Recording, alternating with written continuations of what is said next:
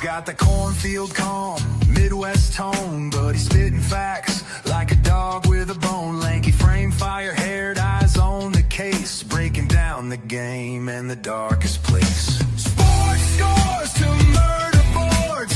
Who's your logic? Cuts like swords from Friday lights to chalked out lines. This redhead's brain rewrites the lines inside the Who's Your Mind, where the stories twist and stats unwind. He's a legend in flannel, mic in hand, digging deep where few can stand. From touchdowns to crime scenes raw, he's got the truth in every draw. Yeah, step in if you dare to find what's brewing inside the Who's Your Mind. He'll talk Pacers, Colts, or Colts on trial. Who's your humor with a devilish smile? He's that redhead sleuth with a box of clues. Takes your headline, breaks the news. With every stat and every scream, he's painting portraits in your stream. Don't blink, he'll tie it tight. From game night wins to murder fight. Inside the Who's Your Mind, where the facts hit hard and the lines are blind. He's a ginger ninja, smooth and slick, cracking cases play by play quick. From courtrooms to the hardwood floor, he digs for more than just the score. Tune in and don't rewind, you're deep now inside the Who's Your Mind.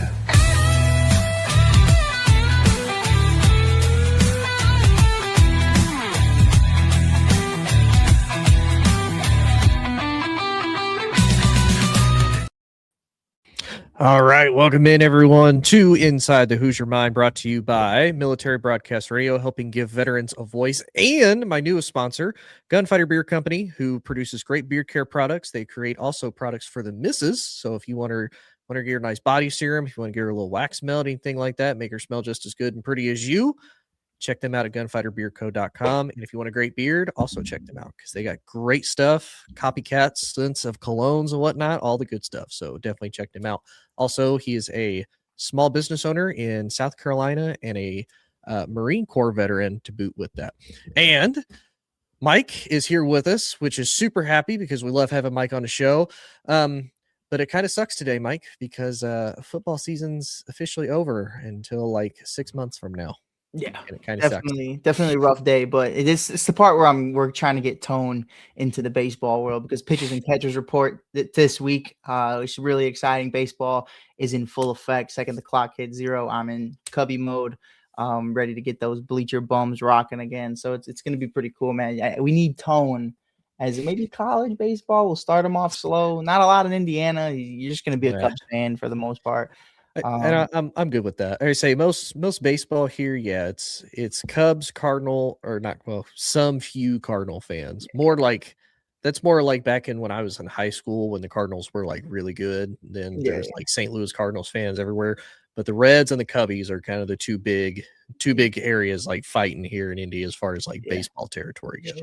Shout out Pops and Gonzo, man. Shout out Pops and Gonzo. Exactly. But I've always kind of rooted for the Cubbies. Like when they won the 2016 World Series, I was like, I'm happy the Cubs won, just because I heard about the story of like the dude with the goat was banned, so it was like okay, yeah.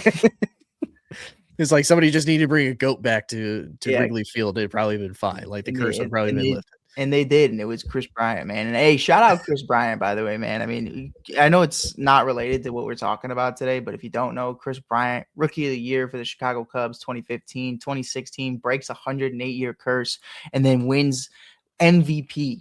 And it's just one of those things that's so sad. It's like we're hearing now that like he can't even do day-to-day activities because of this back issue that he has going around right now. I think it's like something about like degenerative disease, some kind of degenerative disease. And it's just like, it's so unfortunate, bro, to see like a player that you grew up idolizing and a guy that like still has a mural on 1060 West Addison of him.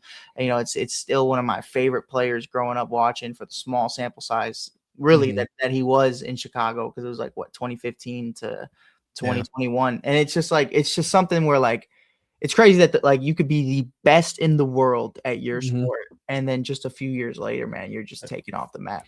And think about it too, like Can you imagine how frustrated he is, like you said, to go from like top of the world, like peak it, like you are a world class athlete, like you play a major professional sport, like you Yeah. literally get paid to basically work out and play this game.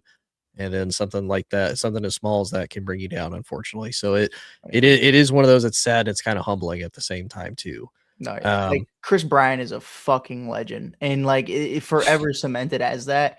But you mhm, know, deep down, like when you're an athlete, you're an athlete. You know what I yeah, mean? Like, yeah, I won a World Series, I won MVP, I won Rookie of the Year, but the guys in my draft class are still playing and performing at a high level or a yeah, relatively high level. And it's like for him to not be able to play on this roster right now, especially after getting paid as much as he did for Colorado. I know a lot of fans, like obviously they're not Cubs fans, Tone. You know what I mean? So mhm, like he owes them nothing, they owe him nothing. It's like yeah, it's and for him to not really have played in his tenure so far with them because of injuries, he's already starting the season missing the first couple months with this back issue, and it's really frustrating because that kind of gets to you at some point. When all you have is silence, it gets really loud. So I'm praying for Chris, man. I really hope this really turns around for him at some point and we can kind of get like a comeback player of the year kind of story. mhm. But let me not take up too much time talking about baseball. This is what No, you no. did, by the way. All you had to say was football's over, and I went on a 3-minute tangent about the Chicago Cubs. Like I need to be stopped. You shouldn't have said Hey, it.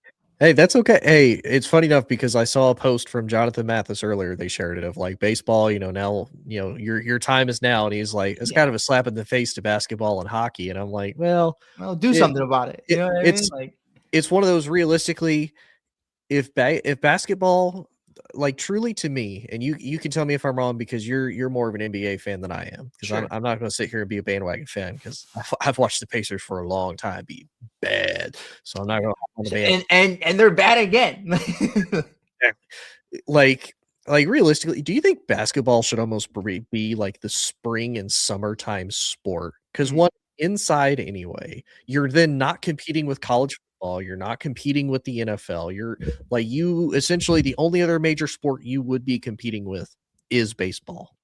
Like right now, where you're at, you have to compete with the NFL, you have to compete with college football, you have to compete then with March Madness, who a lot of people probably follow college more than they do professional. Like myself, I like college basketball more than I do NBA basketball anyway. Yeah, Like if you started from like literally the second that March Madness ends and then go through the summer all the way up till August, that's 5 months, man. yeah. 5 months. Well, that's exactly like working in the WNBA for the 4 or 5 years that I did. Like that's why they thrived, and that's why like obviously like we can get into a whole thing about the numbers and the attendance and everything for the last 20 plus years, but where they are today is why the WNBA is going to thrive because there isn't any basketball, there isn't any football being played in the summers outside of the WNBA and EuroLeague. So like and obviously like you have the G League Ignite and like a bunch of other teams as well, the G League organization, summer why am I blanking on summer ball. You know, they've been playing summer Mhm. basketball. Summer league. Yeah, summer league. It's literally obvious. I don't know why I can say. But yeah, that's why the WNBA thrives. You get the Caitlin Clarks, you get the Angel Reeses, you get the Paige Beckers and all these amazing, incredible women that are really just making a staple from a social media side of really just like bringing awareness to the game.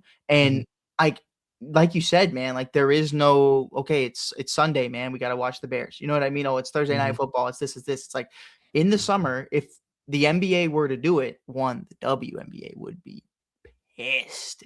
Oh, yeah. But with that being said, for the NBA, it's like, oh, Thursday night, let's do it. Like, we'll have a prime time game. You know what I mean? Mhm. Or like Friday nights, it'll be this or that. And I think it definitely also, I mean, for me, I think it just changes the impacts of the players. You know what I mean? Yeah. Like it's when you're rolling into Cleveland or Chicago in January, it's rough, brother. It was Mhm. it was a frozen tundra here 3 weeks ago. And granted, we all still pulled up to Derrick Rose night, but like Mhm. it took me an hour to get out of the parking lot because of all the snow and all the traffic. Right. That's so serious. Like it took an hour and it Yeah. was just like one of the, and I parked in the front, but Right. you know, it's definitely something that I think would benefit the league. Players, I think would be pissed though. I think the Think players so. would be pissed because you always see them on their summer tours and what they're Yeah. up to. Yeah. And I don't know. I think there could be something kinda done, and I would even say too I would almost argue for the players, like, depending on where you're at, Yeah. you can't act like, August through realistically, even in sometimes of the year, depending August through like October, still ain't like summertime weather. Like it could still be 80, 90 degrees somewhere, depending on where you're at, and still hot and sunny, and you can still go out and ball and whatnot. And heck, honestly, you might even have a better time because then you ain't got to compete with all the school kid crowd, you ain't got to compete with all the parents and whatnot. Like Yeah. that'd be kind of time. But nonetheless, though, we'll believe it or not, we started the first 11 minutes. We haven't even really talked about football. But we will knock out real quick. The Super Bowl is finally over. We watched. I'm going to be honest, buddy, and this might sound really mean. It's probably like one of the worst Super Bowls I've watched just because of it was like 9-0. I'm like, Yeah. okay, is a defensive fight. Like, all Yeah. right, it's not great. It's not awful. It's not No. necessarily what I want to see for the Super Bowl. Like I want like a little bit of spice thrown in there, and it's like 12-0, and it's like 19-0, and then 19-7. I'm like, ooh, okay. If they score one more, like another touchdown, they're still in the game. And then it was like, yeah, no, you're done. I'm like, all right, well, we we got nothing from there. Yeah, but buddy, what's your like? Give me your thoughts though, because we got to see when you were talking about Bryant earlier for the Cubs. We've probably got to see one of the coolest comeback stories for a quarterback we could see in Sam Darnold. When you think about it, poor kid was drafted to the Jets. That's already a career-ending move just within its own because it's the Jets. Drafted by the Jets, goes through all that disorganization, all that dysfunction, gets a new start in Carolina, but another quarterback also gets a new start in Carolina with Baker. They both struggle. Panthers get rid of both of them. Yeah. Baker goes to LA, kind of has a little bit of a career revival. Funny enough, Sam Darnold goes to San Francisco as a backup. He has a little bit of a career revival just because he finally gets around some stability. Baker then goes to Tampa, has had quite a bit of success. Sam Darnold goes to Minnesota, leads them to 14-3, and then we're like, okay, maybe he's pulling the Sam Darnold because when it comes to the playoffs, he's seeing ghosts again. Yeah. And then turns around, does the exact same thing with Seattle, but is able to finish the job. And funny enough, finished the job against the team that made him see ghosts in the Patriots and beat them in the Super Bowl to hand them a franchise record 6th Super Bowl loss for their franchise history. 50%. That's 500, bro. 50-50. But can you imagine though sitting there saying like, yeah, I've been to 12 Super Bowls, but I've only won 6. Like that. Like you can still flex because there's only one other team can say they've won 6 literally Super Bowls. LeBron, bro. That's literally LeBron James to a T. Been the 10 finals, he's won 4. You know what I mean? Like, no disrespect, but like 4-6. Still the GOAT in so many people's eyes, you know? Right.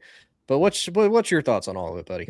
My first thought is immediately Mitch Trubisky and the 2018 Bears. And like I immediately was like, okay, if they can win with Sam, the Bears could have won with Trubisky. Like, and I know there were so many other factors. You still would have had to see the Rams. You still maybe would have even had to see Brady. But the reality of the situation to me is the Bears were a field goal away from being Super Bowl champs, and they were only in the wild card game. And I still feel that way to this day. Like watching that Seattle defense move and carve up the Patriots offensive line and Will Campbell, LSU Tiger, the way they did was incredible. And to just see them not only do it without really taking the ball away, early on in the game, they were really just, man, you're not getting a first down. And that's really what it was. And I was like, man, it's like you're watching, honestly, not recently, but it's like watching a Bears game over the last several years. You know what I mean? Like the Bears, 3 and out. Granted, like the Ben Johnson era, chef's kiss. But like outside of that, like it reminded me so much of like the Justin Field days where it's like we're just fighting for a first down, brother. And yeah, man, to really tie it in though to like what the actual part of the game, like, it's unfortunate, man. But I will say this. I don't want to hear another motherfucker tell me that Drake May is better than Caleb Williams. If you're redrafting today, you are still taking Caleb Williams 10 times out of 10 every day that ends with Y. Caleb Williams in this game, would the Bears still have lost? Probably because that defense is incredible in Seattle. But the closer it got to the fourth quarter, the shittier Drake May got. And that's when Caleb's time to shine always comes through. And I know he would have put up a fight, and I know they would have cooked something up. It's my personal opinion, Tony. I don't know how you feel about it, but I watched that entire game and I thought to myself, Caleb Williams is better than both of these quarterbacks. And that's something as a Bears fan that I have never in my life been able to say about two teams, two quarterbacks that are in the Super Bowl at the highest level on the brightest stage. The Bears would have had the best player on the field. And it was just like a cool feeling. To me, it was one of those, it was disappointing because, again, when you think of the Super Bowl, you think, okay, these are two of the best teams all season. Yeah. And one of the things that got brought up, and then when I really looked at it, I'm like, it does kind of make sense. Like, you got to remember, the Patriots went 4-13 last year. So they had a last place schedule coming into this season. So theoretically, you had, based off of last year's record, the easiest schedule to be able to compete in, and you should have had success against some of these teams. And on the other side, I don't really want to take away from the Seahawks because that defense is solid. It's so good. Now their offense, it's funny enough because when you have a guy like JSN, when you have a guy like Kenneth Walker, when you have, even though that Cooper Kupp isn't really the Cooper Kupp of old we've seen, is still productive. Yeah. You just have to have a Sam Darnold who does not turn the ball over, which is really what helped him pretty much throughout most of the postseason, is the fact that he game managed correctly. But just real quick, to tell you the opponents that the Patriots faced this year, and you tell me kind of how much of a cakewalk they had all the way to the Super Bowl. Yeah. So they started out, they hosted the Raiders, they lost by 7. Then they go to Miami, they win. They host the Steelers, they lose by 7. They host the Panthers, stomp them. They go to Buffalo, they beat them, kind of a surprise game, but that's a divisional game. We all know divisional games, throw the records out the door. Doesn't really matter as much. Then they go to the Saints, then they go to the Titans, then they host the Browns, they host the Falcons, they go to the Bucks, which that one kind of a quality win. I'm not going to knock anything against the Bucks. Yeah. They host the Jets, they go to the Bengals without Joe Burrow. They host the Giants. Not exactly like that's going to be difficult. They host the Bills. They take an L. They go to the Ravens. They get a win. Now, kind of impressive, but albeit Baltimore was in a downward spiral this year. It was not great for them. They go to the Jets. They host the Dolphins, both messes. And then we get to the playoffs. They host the Chargers, which, I don't know what Justin Herbert issue is. I don't know what, the Chargers issue as a whole is when it comes to their postseason here of lately, but that's a struggle. Yep. Now they host Houston, and realistically, when you watch that game, if CJ Stroud could do anything but throw to the guys in the navy blue jerseys, the Texans probably win that game. But CJ Stroud just could not throw to the Patriots. And then they go to the AFC Championship, and you get handed the most cakewalk thing because Bo Nix gets injured. And so Jarrett Stidham has to be the guy to lead the Broncos. They only end up winning by 3. And then you go to the Super Bowl with Seattle. Yep. So really out of that, when I look at that schedule, I'm like, okay, so realistically to me, based off of this season, you got 2 quality wins. Because you beat the Buccaneers, who were fairly decent in contention for the division. You beat the Steelers, who ultimately ended up winning, or no, you lost to the Steelers, sorry. And you beat the Bills, who was also in contention and ended up making it pretty far against the Broncos. I mean, some people might argue, well, it's a quality win against the Ravens. Yeah. I mean, sure, you could probably make that argument because they were also in contention for their division towards the end there. But they were on a downward spiral, and it's one of those, once you're like, what were they, like 0-5 at one point? Once it's done, it's hard to climb out of. Like, you have no room for error. Lamar barely came back. And also, something I wanted to point out to Dave Kaplan in Chicago radio said earlier today, that when you look at the most touchdowns thrown by each quarterback against teams with a winning record, we're talking about true contenders. We're talking about guys in the playoffs. Against those teams, you look at the top 3. I don't remember who number 2 was. Matthew Stafford was number 1 for the most touchdowns against teams with a winning record. Caleb Williams was number 3. Do you want to guess where Drake May was? I'm going to say bottom 5. 40th. 40th? Ooh. 40th. Ooh. And in a league with 32 fucking teams, I don't know how the runner-up MVP was 40th in touchdowns thrown against teams with a winning record. That, to me, tells me everything I need to know. And it's not that Drake May's not good. I think Drake May's a baller. Yes. But the crown for the Brady 2.0, we got our guy. You even heard Robert Kraft saying, we got our guy. He reminds me so much of Tommy, the way he walks around and talks to the guy. I don't care how he talks to the guys in the locker room. That's important, but I care about Drake May balling. May he be the new Tom Brady? Maybe one day. It's possible, but we're not going to sit up here and crown him like he's been anything special. You know what I mean? Like a phenomenal season, but like you said, you can only play who's on your schedule. I'm not going to take that away from you, but I also take into consideration that half of those teams are dog shit. And the same thing with the Chicago Bears. Chicago Bears, hey, man, don't matter till you beat the Packers. All right, we did that. Don't matter till you beat the Eagles. All right, we did that. Don't matter till you beat this team, that team. And they climbed and they soared every single time, every single opportunity except the Lions had our number. Yeah. But that's my main thing is like, will it happen again next year? Man, I don't know. There was a lot of luck that was on our side. Like, you don't know. And for the Patriots too, when you look at their schedule next season, it's rough. It's rough because you got to think they've faced the Buffalo Bills twice, the Miami Dolphins twice, and the Jets twice. Yeah, you're probably looking at minimum at least 2 wins out of the Jets. Maybe split with Buffalo, and you maybe split with Miami. That's like 4-2 right there. That's if Miami also like doesn't figure it out. And with a guy, was it Joe Kelly? Joe Kelly's the guy in Buffalo right now. Kelly, Joe Brady. Joe Brady. Sorry, who the fuck is Joe Kelly? OC for Joe Burrow and the 2019 national champion LSU Tigers. Sorry, guys. But you know, it's go Tigers. But go Tigers. It's definitely one of those things for me where like, dude, like if Brady figures it out and Josh Allen can get back to like MVP Allen, like, you know what I mean? Like you might, and let's say Miami figures it out, like you're looking at least 3-3 in the division. Yeah. And then that's just your division. So the other games that they have to go to the Bears. They have to go to the Lions. They have to go to the Chiefs. They have to go to the Chargers.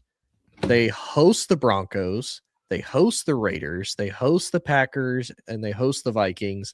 Then they have to go to Jacksonville. They host the Steelers. Oh, and look at that. We get a Super Bowl rematch. They have to go to Seattle next year.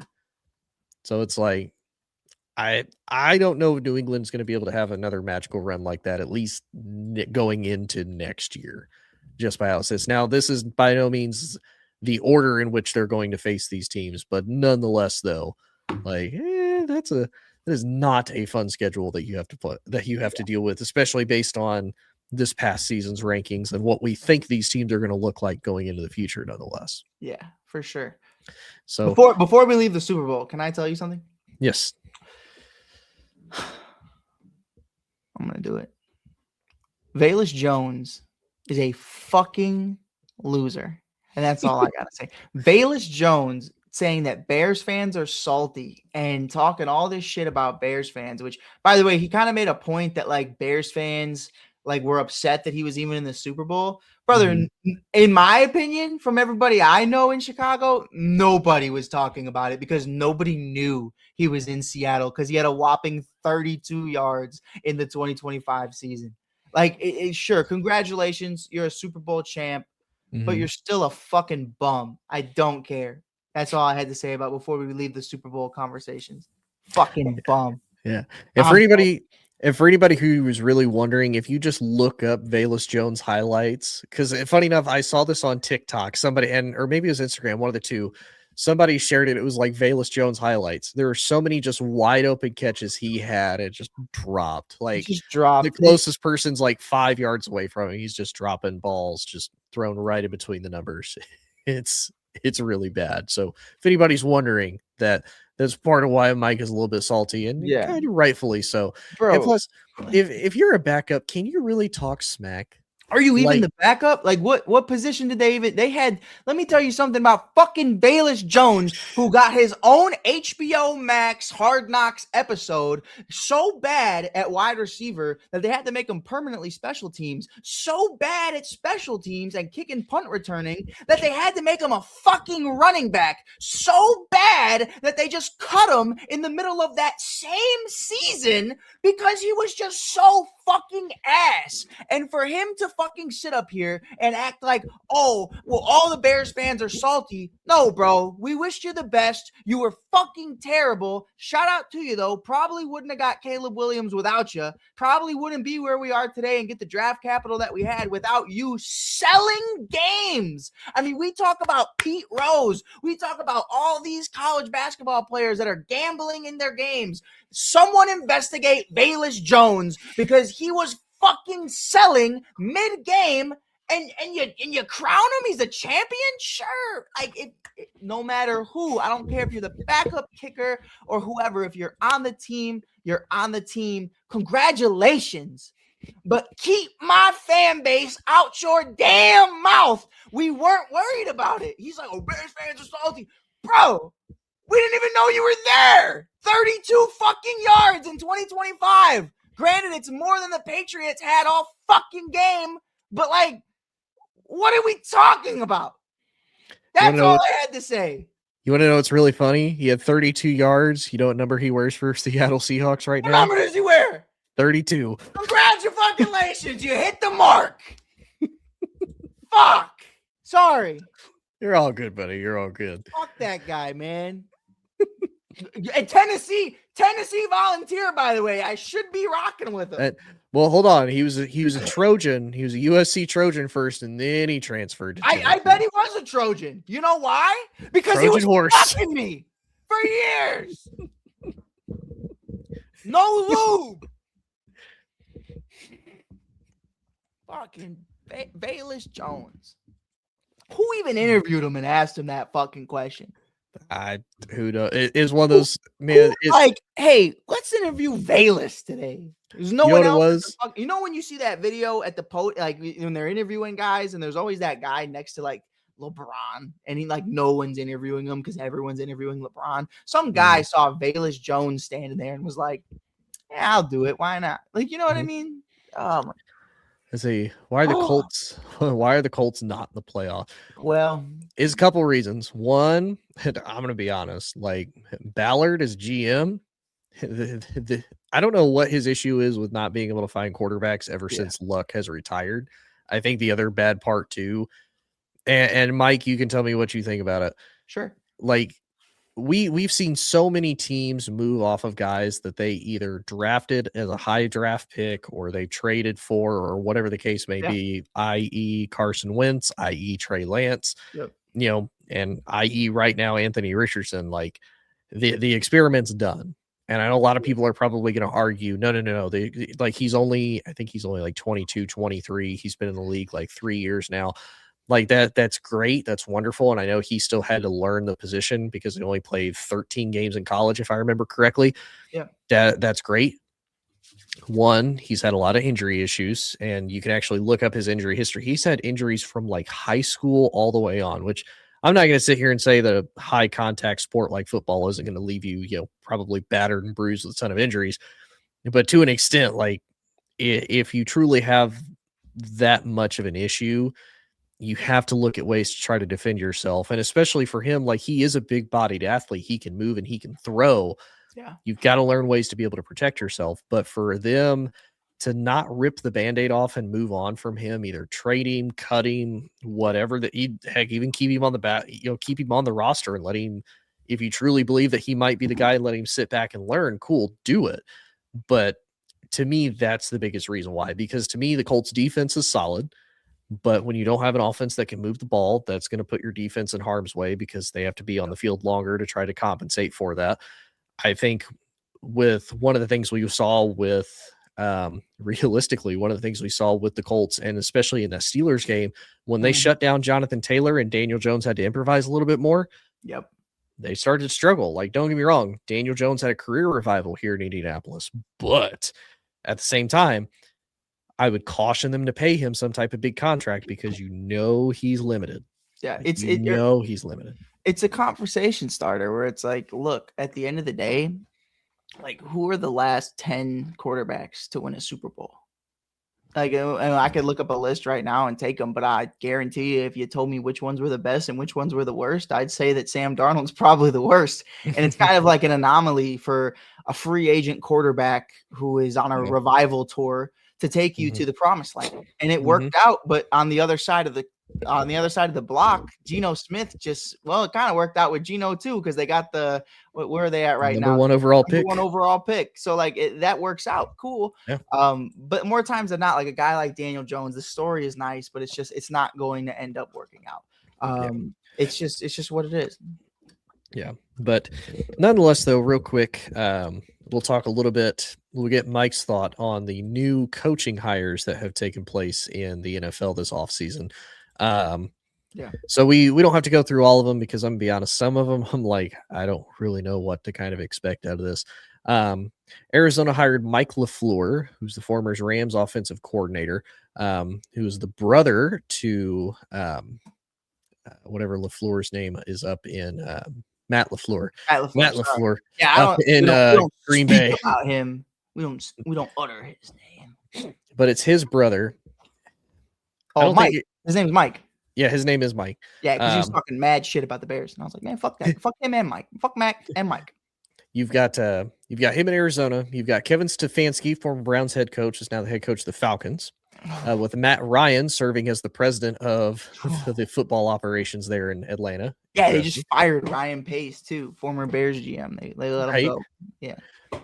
Baltimore Ravens hired Jesse Minter, former Chargers defensive coordinator, also the former defensive coordinator for Michigan when they won their national title, and Baltimore's previous defensive coordinator at one point. Buffalo Bills promoted Joe Brady from offensive coordinator to head coach. Like I said, Joe Brady's been there with Josh Allen, helping run the offense, help develop him. Cleveland Browns got the scraps of Todd Mumpkin, the former Ravens offensive coordinator. That's awful. The Giants hired John Harbaugh, former Ravens head coach. The Raiders hired Clint Kubiak, the former Seattle offensive coordinator. Pittsburgh hired Mike McCarthy. That's hilarious. Tennessee hired Robert Saleh. I don't know why this man just hates being a head coach, apparently. And Miami hired Jeff Hafley, the former Packers defensive coordinator there in Miami. So, Mike, to you, are there any of these coaching jobs and any of these coaching hires that you feel stick out either positively or negatively the most? Well, I do want to say shout out to the Bills because I think for the Bills and in the situation that they needed to learn, in my opinion, and I'll die on this hill, was that you should have let McDermott go the second Dable wanted to become a head coach. And I think giving him that opportunity in Joe Brady is really special because you understood that. I mean, look, McDermott, sure, a lot of people think he's a culture guy. A lot of people think it's the defense that gets going, and he's really just one of those guys, like a glue guy. You know what I mean? Yeah. He makes everybody come together. I didn't see it that way. I felt like Josh Allen was making this guy look a lot better than he was for a very long time. And I would even argue that he cost Josh Allen a lot of games as well.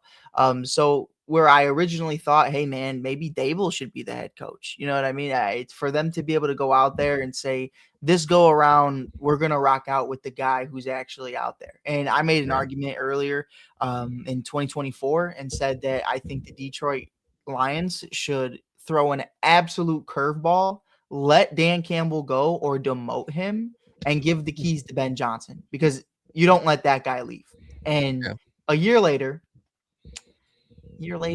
all I gotta say is we're division champs. I can't say anything else because they beat us twice. But other than King of the North, man. But that is kind of the funny thing is Dan Campbell can be like, well, Benny, you're 0-2 against me, buddy, which is kind of crazy when you think about it. It's like, we weren't really great this year, but we beat the Bears twice. Which is all we care about. But you know what I love about that? That's such a loser mentality. And how do I know that?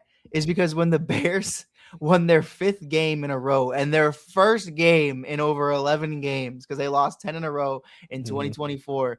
we beat the Packers the last game of the year. And that's all I said all offseason long. And that is a loser mentality. And it took this season for me to realize that I was acting so lame just bringing that up. But hey, it's still whatever, you know? Right. I don't disagree. I think Joe Brady being promoted from Buffalo, it does a couple things. One, it keeps the team familiar with somebody that has already been there in the locker room for the last couple of seasons. There's a little bit more consistency. Guys don't have to be as worried about major changes happening because, okay, we've got a guy that knows the system. He's been here through the old regime. We know him. We can trust him. To me, that was kind of a safer transitional type of move when it came to promoting him. And the Colts should have a better coach.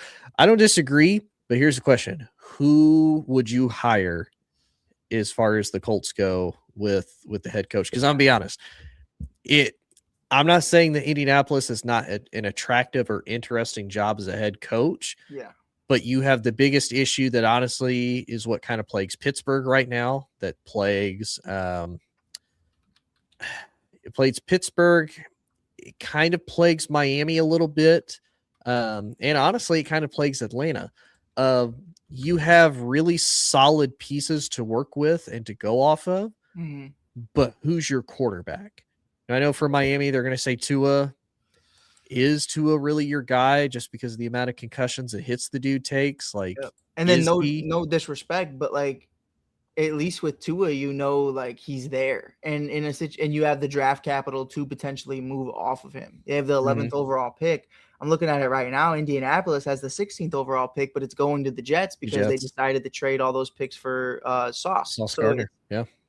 What's up, Vinny? But it's definitely it's interesting, man. And I think Indy's one of those teams that like I hate it for a guy like Michael Pittman Jr., who I think you and I have been really high on for the last several years, and I really want I want good for Michael Pittman Jr. You know what I mean? Like, I don't know about high. I'll say this about Michael Pittman Jr. I think he is a solid number 2. Sure. He's had multiple years to prove he's the number 1 guy, and still truly like invalid too grippy. You can tell me if I'm wrong or not in your thoughts on it.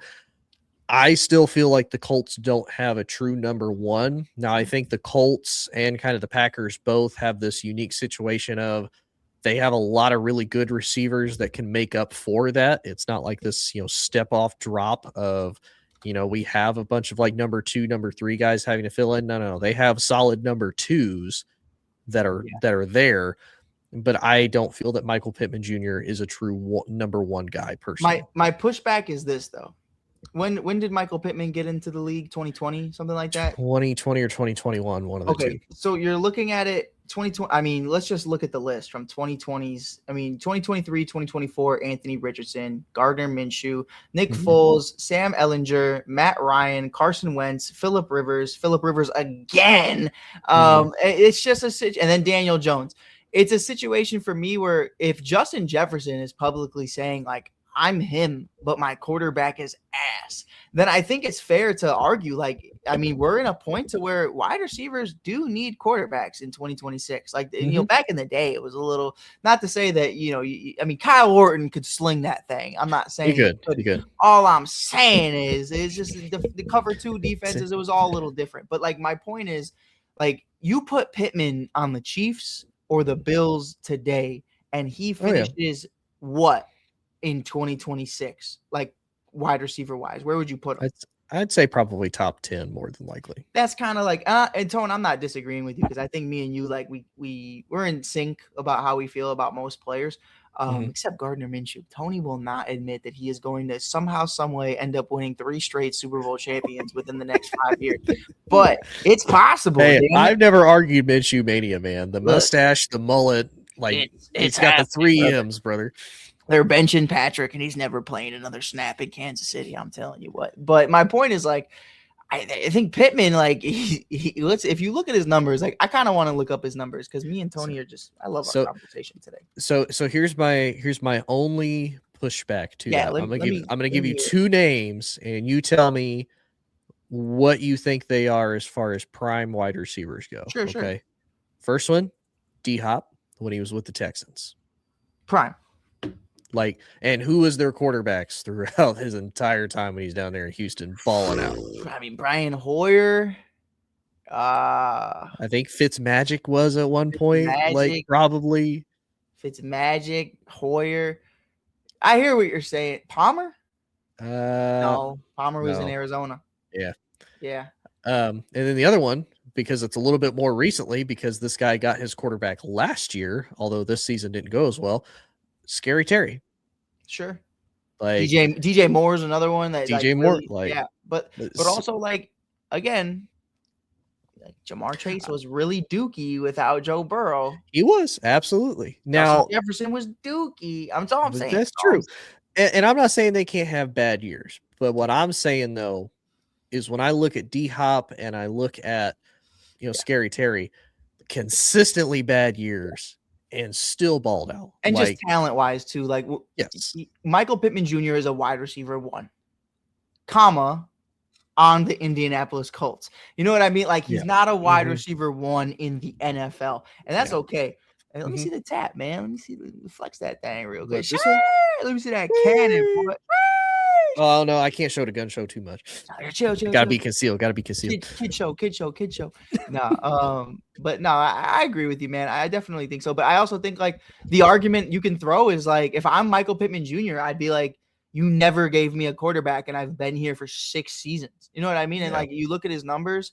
You look at from rookie year on, he had 40 receptions with 503 receiving yards, 1 touchdown his rookie year. But then it blew up: 88 receptions, 1,000 yards, 99 receptions, 900 yards, 109 receptions, 1,100 yards, 69 receptions, 800 yards, 80 receptions, 784 yards. And he had, would you believe me if I told you he had a career high in touchdowns in 2025 with 7 touchdowns? And like, for it to be year 6 and that's your career high, it could speak volumes about you, or it could speak volumes about your surroundings. I say, I'm not going to sit here and say it's not both, because you are right. I think when you have a good quarterback, it absolutely makes all the difference, because when you're that guy, like you said, you saw it with Jamar Chase without Joe Burrow, not the same Jamar Chase. You look at Jay Jettis with JJ McCarthy, with Carson Wentz, and look at the difference with Carson Wentz as compared to JJ McCarthy in that offense, and how well the Vikings were clicking and whatnot with him.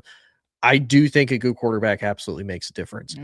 But I would also be willing to argue too that to an extent, if you are that guy as the wide receiver, you can still have even flares and chances to prove it. Again, I'm not saying you got to ball out with like 2,000 yards as some bum off the street as you're throwing quarterback, by no means. But you got to show me that, like you said, if your career high is 7 touchdowns, which is respectable, if you're in like I would say probably 3rd or 4th year, not your 6th year, man. Like you're past your rookie contract, you're into your first true real deal contract, and that's your career high. Again, not your fault because you haven't had the best quarterbacks thrown to you, but we've seen other guys absolutely ball out with lesser talent too. Like, sure, but also again, I just don't want to be the big Michael Pittman guy. I'm not, but like, I think when you have ass quarterbacks and you have a guy like Jonathan Taylor, it also like the offense it's hard. Like, we're not trusting this guy to throw this fucker, dude. Oh, absolutely. Sorry. Like we're running it with JT. Like that's it. Yeah, absolutely. So don't get me wrong. I do think it's both. Like I'm not trying to really take away anything from the dude. Oh, like, I love this conversation though. Like this, and you know me, I could give a fuck about Michael Pittman Jr. Right, like it doesn't affect you at all. You're just like, brother. I'm just putting down from an outside perspective. I'm just saying, like free Mike, man. Free MPJ. I think we should do a show about that and like have that as a conversation one day. Are you like over the nicknames? Like I remember when like we were kids and someone brought this up on a podcast talking about like basketball players, and he was like, man, nicknames used to mean something to me, man, like Megatron and Prime Time and Devin Anytime Hester. He's like, now everyone just throws their initials and a number next to it. And he was like, I'm fucking over it. And I was like, low key, bro, like Devin Anytime Hester, Prime Time, Megatron, like stuff like that. I mean, it's just like I feel like we don't get that nowadays. Jetta's is probably the closest. Yeah, Jetta, Danny Dimes, maybe. Like, Yeah, but like you know what I mean? Like smoke. That's like Smoking Jay territory, bro. Like no one gives a shit. Although, real quick, because I do want to point it out before we end the show, there is a nickname that somebody gave to Sam Darnold that I feel like honestly he should rock with because he's in the Emerald City. Sam Ghostbuster Darnold, like, because he got past the ghosts, like he beat the ghosts, he won the Super Bowl, like that. I'd rock with that name if I was Sam. Feel like you call me Ghostbuster. Yeah, like, hell yeah. Who's this ginger? Who's this ginger white dude? What Ghostbuster? Absolutely. Absolutely. But that's just me. But Mike, buddy, I appreciate you coming on. Appreciate you talking ball with me. Fun as always. Appreciate everybody tuning in. Please like, share, subscribe. Check out Military Broadcast Radio for all the great veteran podcast hosts and whatnot. Check out Mike at the Shy Kid. He's got all sorts of content. Chicago Cubs, da Bears, da Bulls, all of it. And then again, big shout out to Gunfighter Beer Company for also being a sponsor as well. Check them out if you want great beard care products, tattoo products, and stuff for the missus or stuff for you if you want to smell pretty too. They got everything. They got everything. You're going to smell great. You're going to look good when you do it. Appreciate everybody tuning in. We will see y'all later. Ladies and gentlemen, thank you for tuning in to Military Broadcast Radio. As we wrap up today's show, we want to remind you that the podcast of today's episode